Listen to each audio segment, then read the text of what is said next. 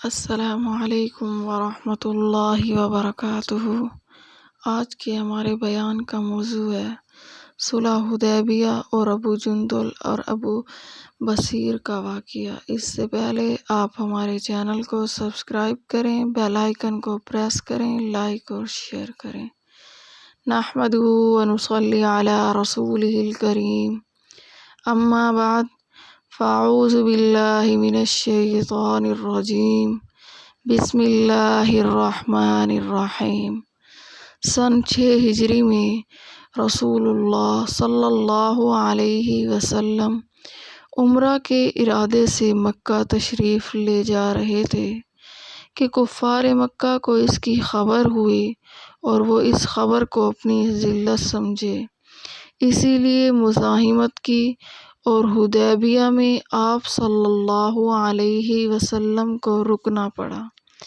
جانثار صحابہ کرام رضوان اللہ علیہم اجمعین ساتھ تھے، جو رسول اللہ صلی اللہ علیہ وسلم پر جان قربان کرنا فخر سمجھتے تھے، لڑنے کو تیار ہو گئے، مگر رسول اللہ صلی اللہ علیہ وسلم نے مکہ والوں کی خاطر سے لڑنے کا ارادہ نہیں فرمایا اور صلح کی کوشش کی، اور باوجود صحابہ کرام رضوان اللہ علیہم اجمعین کی لڑائی پر مستعدی اور بہادری کے حضور صلی اللہ علیہ وسلم نے کفار کی اس قدر رعایت فرمائی کہ ان کی ہر شرط کو قبول فرما لیا۔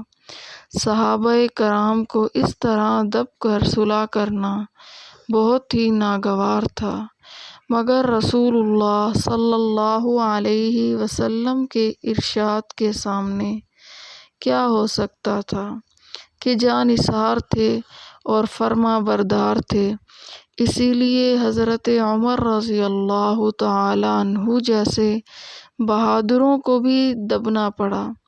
صلح میں جو شرطیں طے ہوئی، ان شرطوں میں ایک شرط یہ بھی تھی کہ کافروں میں سے جو شخص اسلام لائے اور ہجرت کرے، مسلمان اس کو واپس کر دیں، اور مسلمانوں میں سے خدا نخواستہ اگر کوئی شخص مرتد ہو کر چلا آئے تو وہ واپس نہ کیا جائے۔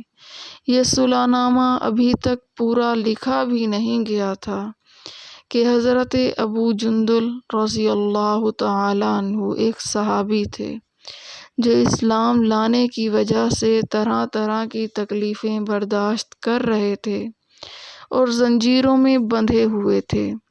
اسی حالت میں گرتے پڑتے مسلمانوں کے لشکر میں اس امید پر پہنچے کہ ان لوگوں کی حمایت میں جا کر اس مصیبت سے چھٹکارا پاؤں گا۔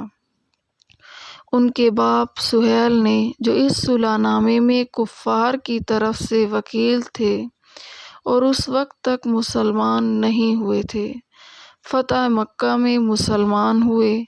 انہوں نے صاحبزادے کے تماچے مارے اور واپس لے جانے پر اصرار کیا تو رسول اللہ صلی اللہ علیہ وسلم نے ارشاد فرمایا کہ ابھی صلح نامہ مرتب بھی نہیں ہوا، اسی لیے ابھی پابندی کس بات کی، مگر انہوں نے اصرار کیا۔ پھر رسول اللہ صلی اللہ علیہ وسلم نے ارشاد فرمایا کہ ایک آدمی مجھے مانگا ہی دے دو، مگر وہ لوگ ضد پر تھے، نہ مانا۔ حضرت ابو جندل رضی اللہ تعالی عنہ نے مسلمانوں کو پکار کر فریاد بھی کی کہ میں مسلمان ہو کر آیا اور کتنی مصیبتیں اٹھا چکا، اب واپس کیا جا رہا ہوں۔ اس وقت مسلمانوں کے دل پر جو گزری ہی ہوگی اللہ ہی کو معلوم ہے، مگر رسول اللہ صلی اللہ علیہ وسلم کے ارشاد سے واپس ہوئے۔ رسول اللہ صلی اللہ علیہ وسلم نے تسلی فرمائی اور صبر کرنے کا حکم دیا اور فرمایا کہ عنقریب حق تعالی جل شانہ تمہارے لیے راستہ نکالیں گے۔ صلح نامے کے مکمل ہو جانے کے بعد ایک دوسرے صحابی حضرت ابو بصیر بھی مسلمان ہو کر مدینہ منورہ پہنچے۔ کفار نے ان کو واپس بلانے کے لیے 2 آدمی بھیجے۔ رسول اللہ صلی اللہ علیہ وسلم نے حسب وعدہ واپس فرما دیا۔ ابو بصیر رضی اللہ تعالیٰ عنہ نے عرض بھی کیا کہ یا رسول اللہ صلی اللہ علیہ وسلم، میں مسلمان ہو کر آیا، آپ مجھے کفار کے پنجے میں پھر بھیجتے ہیں؟ آپ صلی اللہ علیہ وسلم نے ان سے بھی صبر کرنے کو ارشاد فرمایا اور فرمایا کہ انشاءاللہ عنقریب اللہ تعالیٰ تمہارے واسطے راستے کھول دیں گے۔ یہ صحابی ان دونوں کافروں کے ساتھ واپس ہوئے۔ راستے میں ان میں سے ایک کہنے لگے کہ یار، تیری یہ تلوار تو بڑی نفیس معلوم ہوتی ہے۔ شیخی باز آدمی ذرا سی بات میں پھول ہی جاتا ہے۔ وہ نیام سے تلوار نکال کر کہنے لگا، ہاں، میں نے بہت سے لوگوں پر اس کا تجربہ کیا ہے۔ یہ کہہ کر تلوار ان کے حوالے کر دی۔ انہوں نے اسی پر اس کا تجربہ کیا۔ دوسرا ساتھی یہ دیکھ کر کہ ایک کو تو نمٹا دیا، اب میرا نمبر ہے، بھاگا ہوا مدینے آیا اور رسول اللہ صلی اللہ علیہ وسلم کی خدمت میں حاضر ہو کر عرض کیا کہ میرا ساتھی مر چکا ہے، اب میرا نمبر ہے۔ اس کے بعد ابو بصیر پہنچے اور عرض کیا، یا رسول اللہ صلی اللہ علیہ وسلم، آپ اپنا وعدہ پورا فرما چکے، مجھے واپس کر دیا اور مجھ سے کوئی عہدہ ان لوگوں کا نہیں جس کی ذمہ داری ہو، وہ مجھے میرے دین سے ہٹانا چاہتے ہیں۔ اس لیے میں نے یہ کیا کہ رسول اللہ صلی اللہ علیہ وسلم نے فرمایا کہ لڑائی بھڑکانے والا ہے، کاش کوئی اس کا معین و مددگار ہوتا۔ وہ اس کلام سے سمجھ گئے کہ اب بھی اگر کوئی میری طلب میں آئے گا تو میں واپس کر دیا جاؤں گا۔